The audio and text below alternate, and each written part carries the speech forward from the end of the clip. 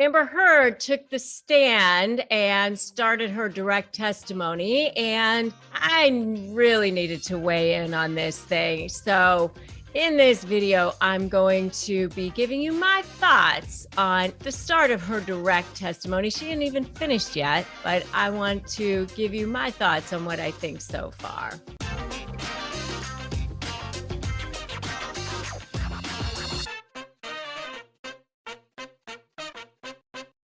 Hey there, I'm Rebecca Zung, and I'm a narcissist negotiation expert. I'm also an attorney. And on this channel, I give you lots and lots of tips and tricks on how to shift the dynamic with narcissists. So make sure that you subscribe to this channel and hit that notification bell. Okay, so Amber Heard has taken the stand.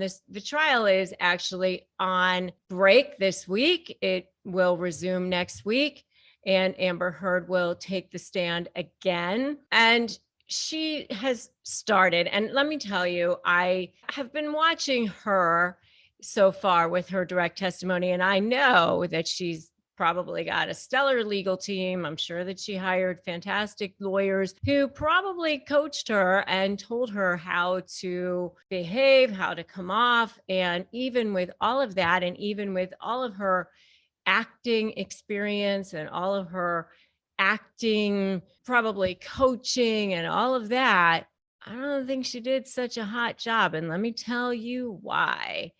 First of all, she had all of these tears and back and forth and drama, and yet not one single tear came down. I mean, as emotional as she got throughout the entire thing of expressing all of the drama, trauma, and chaos that she was expressing with the history of the violence and all of that, not one single tear actually came down. You talk about the crocodile tears. Yeah, not one single tear. So let me go back and give you a little bit of history of the relationship and history of this trial. I should give you that. So in December of 2018, she wrote an op-ed piece in the Washington Post, and it was this veiled thing. She didn't use Johnny Depp's actual name, but she said that she was a victim of domestic violence or a survivor of domestic violence.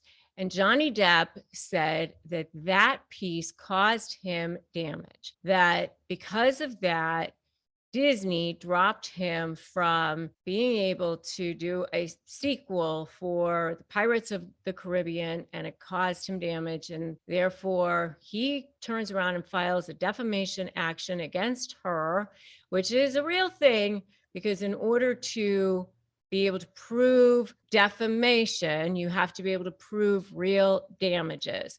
So if it was true that, potentially that this thing caused him real damages, measurable damages as a result of that piece, which is what he's going to have to prove, then he potentially could be, awarded damages as a result of this. Okay. He's going to have to prove that it was that piece that caused that damage. So then she turns around and files a countersuit against him for $100 million. And that's what this whole thing is. I think they're both getting narcissistic supply from each other from this whole thing, but that's another whole thing. I did a whole video on that, which you can check out. And frankly, abuse, addiction, and adultery, I think that those are the 3 A's. I think that that's the 3 deadly sins of marriage. And I obviously all 3 are present with these 2. For sure. Potentially, a lot of his issues probably stem from his drug abuse. I think that that's probably a big cause of it. Anyway, her direct examination starts off with a lot of the background, which is pretty common. She grows up in Texas. She attends a lot of acting classes. She goes on a lot of auditions, yada, yada, yada. That's pretty common way to start off a direct examination. Fine. So she meets him in 2008 when she goes on an audition for Rum Diary. She says that their relationship starts off very magical and it's a very idealization.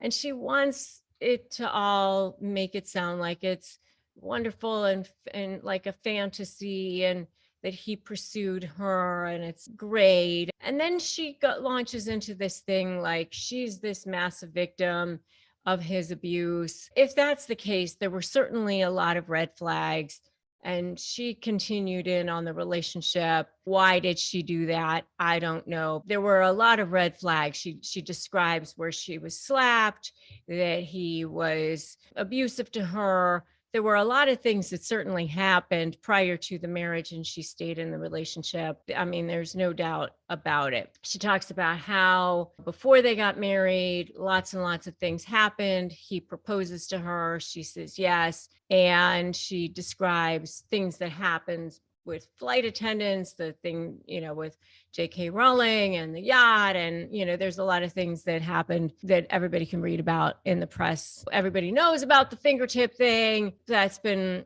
done to death and written about to death in the press. So I don't need to talk about that. What I want to talk about, though, is some of the things that happened on the stand that are my observations as a lawyer that I think could be helpful for people who are actually dealing with potentially going to be testifying or potentially want to be looking at observing her behavior from a lawyer's perspective. So first of all, when you contrast his behavior as a witness compared to her behavior, his behavior was much more authentic, frankly. His demeanor was much more hunched over.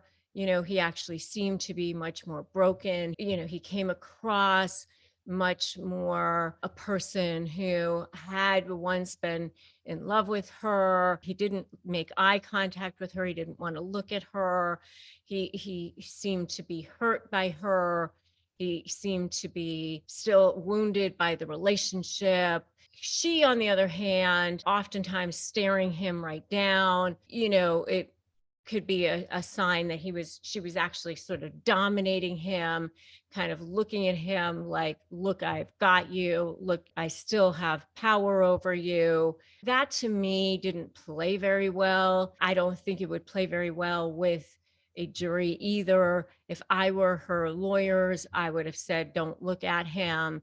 Don't even look over at his way. For me, I would have just said, just don't look that direction. It looked to me like a person who was kind of not looking like a person who was a broken person, a person who was a victim of domestic violence. If you're afraid of this person, you're not staring this person down. She also went between fits of crying and then smiling. And even as I mentioned earlier in this video, when she was crying, you didn't actually see tears.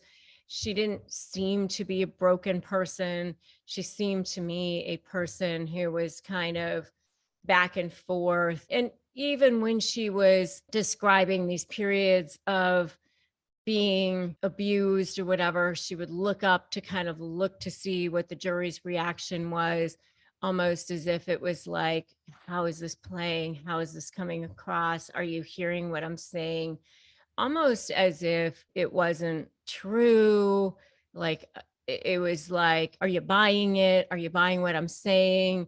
Kind of a thing, which to me, again, didn't seem believable. If you're really truly a person who's been broken, who's been a victim of domestic violence, you're not looking up to see reactions like that. It just didn't play well for me. And even if you've been coached by your lawyers, you're not looking that way. So just for me, as a person who has coached a lot of clients, who has helped a lot of clients prepare for testimony, that just didn't appear to be authentic. She didn't come across as believable to me. There were also inconsistencies in her testimony that, as a lawyer who would be preparing for her cross-examination, I would want answers to. For example, I read that her lawyer, I guess in her opening statement, stated that she used a certain kind of makeup, that she carried this certain kind of makeup with her throughout the entirety of her relationship to cover up her bruises. I also read that the makeup company then tweeted out, hey, we didn't even start making that kind of makeup until after their relationship was over. I would want to know about that on cross-examination. How is that even possible? I would also want to know about photographs that were tweeted by her with regard to the dog. Apparently, she talked about this dog and how frightened she was with this dog and howling, and this dog was out the window and she was so afraid about this dog out the window, and this eerie moment that this dog was out the window, that Johnny Depp had this dog out the window. And then apparently there was a picture of her, or she tweeted, or she had a picture of her on social media with her own dog with the face out the window of the car, like just a few days after she testified to that herself. I would want to know about that on cross-examination. What's up with that? There was another inconsistency where she stated apparently that she had avoided sex scenes in movies. Apparently, she said that Johnny Depp was extremely, extremely jealous, and that caused her to avoid sex scenes, that apparently she had to bargain, that every time she got a script, that she had to be minimizing kissing scenes because he was extremely controlling or jealous or something like that.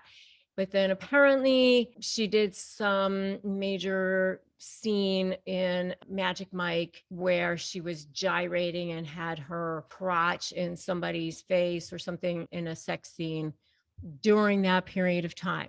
Again, an inconsistency that I would definitely be bringing up on cross-examination if I were his lawyer. So things like that I'm sure are probably going to be coming up on cross-examination to discredit her. So how do I think that she's doing on her direct examination so far?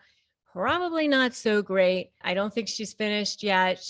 Apparently, she's going to be taking the stand again when they come back after this recess. But if I were her lawyers so far, I would probably be having a series talking to about how I think she's doing so far. I think he did a whole lot better, both his direct examination and his cross-examination. And he definitely had some missteps for sure. But I think on the whole, I think he definitely did a whole lot better because he was much more consistent. He definitely came across as much more authentic on the stand for sure. I would love to know what you guys think so far. Drop me a comment below and let me know what you think so far of Amber Heard's testimony. If you agree with me, disagree with me, let me know. And make sure that you subscribe to this channel, hit that notification bell. I will be back with more of this, and I, of course, will be back with more of my regular stuff on how to negotiate with a narcissist as well. And if you haven't grabbed my free Crush My Negotiation Prep worksheet, do that. Grab that at winmynegotiation.com, and make sure you join my free private Facebook group, Narcissist Negotiators with Rebecca Zung. And as always, remember, today is a great day to start negotiating your best life. I'm here for you. And remember, they only win when you give in. And I will see you guys in the next video.